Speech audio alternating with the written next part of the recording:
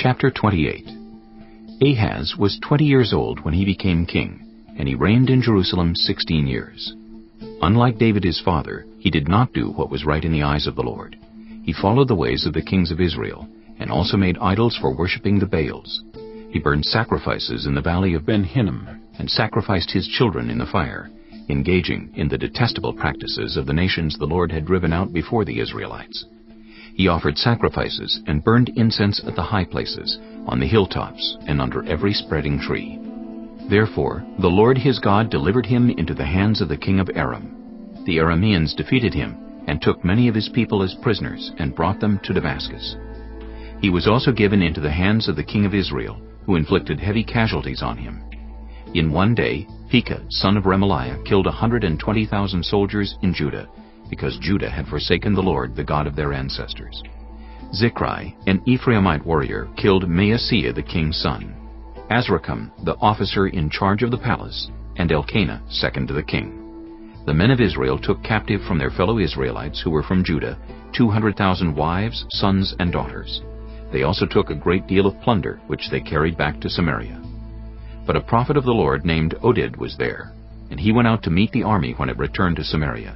He said to them, "Because the Lord, the God of your ancestors, was angry with Judah, he gave them into your hand. But you have slaughtered them in a rage that reaches to heaven. And now you intend to make the men and women of Judah and Jerusalem your slaves. But aren't you also guilty of sins against the Lord your God?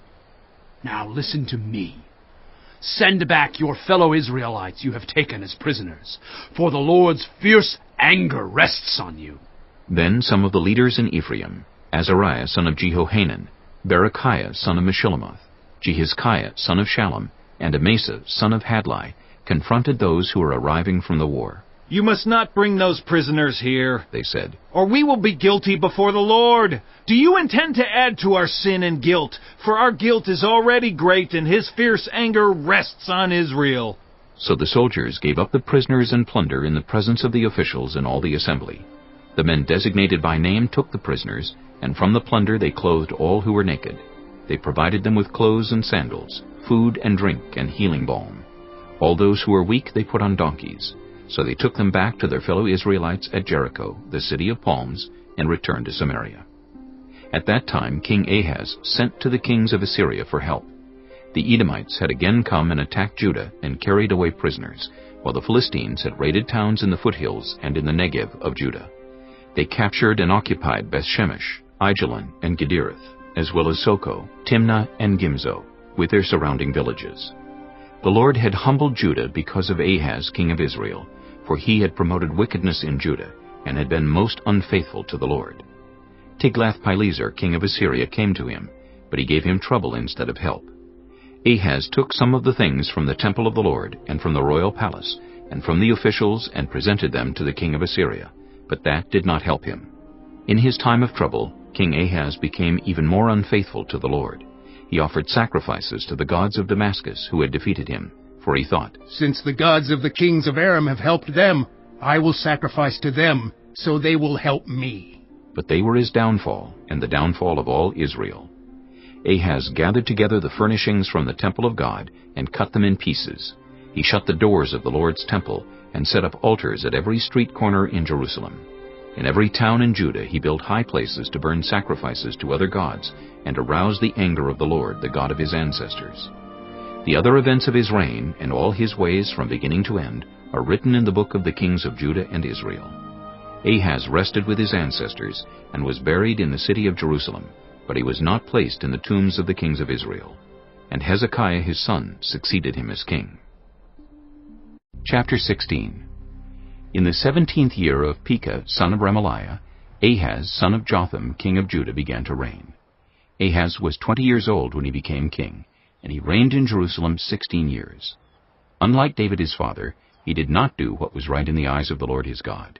He followed the ways of the kings of Israel, and even sacrificed his son in the fire, engaging in the detestable practices of the nations the Lord had driven out before the Israelites. He offered sacrifices and burned incense at the high places, on the hilltops, and under every spreading tree. Then Rezin king of Aram, and Pekah son of Remaliah king of Israel, marched up to fight against Jerusalem and besieged Ahaz, but they could not overpower him. At that time Rezin king of Aram recovered Elath for Aram by driving out the people of Judah. Edomites then moved into Elath and have lived there to this day. Ahaz sent messengers to say to Tiglath-Pileser king of Assyria, I am your servant and vassal. Come up and save me out of the hand of the king of Aram and of the king of Israel, who are attacking me. And Ahaz took the silver and gold found in the temple of the Lord and in the treasuries of the royal palace, and sent it as a gift to the king of Assyria. The king of Assyria complied by attacking Damascus and capturing it. He deported its inhabitants to Kir and put Rezin to death. Then King Ahaz went to Damascus to meet Tiglath-Pileser king of Assyria. He saw an altar in Damascus and sent to Uriah the priest a sketch of the altar with detailed plans for its construction. So Uriah the priest built an altar in accordance with all the plans that King Ahaz had sent from Damascus, and finished it before King Ahaz returned. When the king came back from Damascus and saw the altar, he approached it and presented offerings on it. He offered up his burnt offering and grain offering, poured out his drink offering, and splashed the blood of his fellowship offerings against the altar. As for the bronze altar that stood before the Lord, he brought it from the front of the temple, from between the new altar and the temple of the Lord, and put it on the north side of the new altar. King Ahaz then gave these orders to Uriah the priest.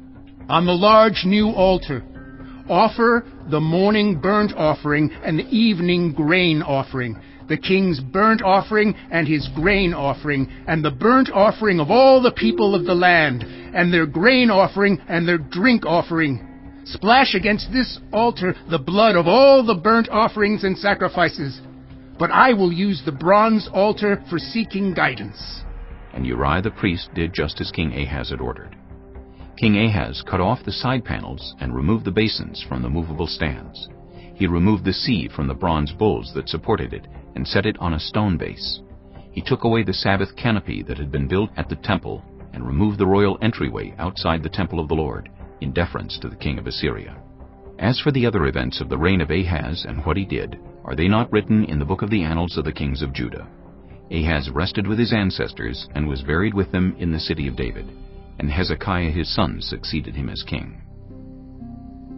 Chapter 17. In the 12th year of Ahaz king of Judah, Hoshea son of Elah became king of Israel in Samaria, and he reigned 9 years. He did evil in the eyes of the Lord, but not like the kings of Israel who preceded him. Shalmaneser king of Assyria came up to attack Hoshea, who had been Shalmaneser's vassal, and had paid him tribute. But the king of Assyria discovered that Hoshea was a traitor, for he had sent envoys to So, king of Egypt, and he no longer paid tribute to the king of Assyria, as he had done year by year. Therefore Shalmaneser seized him and put him in prison. The king of Assyria invaded the entire land, marched against Samaria, and laid siege to it for 3 years. In the 9th year of Hoshea, the king of Assyria captured Samaria and deported the Israelites to Assyria. He settled them in Halah, in Gozan on the Haber River, and in the towns of the Medes. All this took place because the Israelites had sinned against the Lord their God, who had brought them up out of Egypt from under the power of Pharaoh king of Egypt.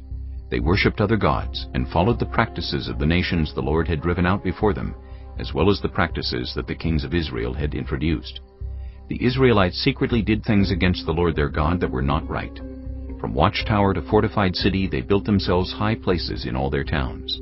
They set up sacred stones and Asherah poles on every high hill and under every spreading tree. At every high place they burned incense, as the nations whom the Lord had driven out before them had done. They did wicked things that aroused the Lord's anger. They worshipped idols, though the Lord had said, "You shall not do this." The Lord warned Israel and Judah through all his prophets and seers. "Turn from your evil ways. Observe my commands and decrees, in accordance with the entire law that I commanded your ancestors to obey, and that I delivered to you through my servants the prophets." But they would not listen, and were as stiff-necked as their ancestors, who did not trust in the Lord their God. They rejected his decrees and the covenant he had made with their ancestors, and the statutes he had warned them to keep. They followed worthless idols, and themselves became worthless. They imitated the nations around them, although the Lord had ordered them, "Do not do as they do." They forsook all the commands of the Lord their God, and made for themselves 2 idols cast in the shape of calves, and an Asherah pole. They bowed down to all the starry hosts, and they worshipped Baal. They sacrificed their sons and daughters in the fire. They practiced divination and sought omens, and sold themselves to do evil in the eyes of the Lord, arousing his anger. So the Lord was very angry with Israel, and removed them from his presence. Only the tribe of Judah was left, and even Judah did not keep the commands of the Lord their God. They followed the practices Israel had introduced. Therefore the Lord rejected all the people of Israel. He afflicted them, and gave them into the hands of plunderers, until he thrust them from his presence. When he tore Israel away from the house of David, they made Jeroboam son of Nebat their king.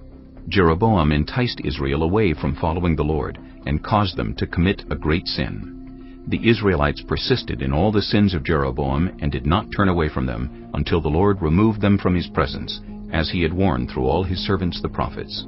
So the people of Israel were taken from their homeland into exile in Assyria, and they are still there.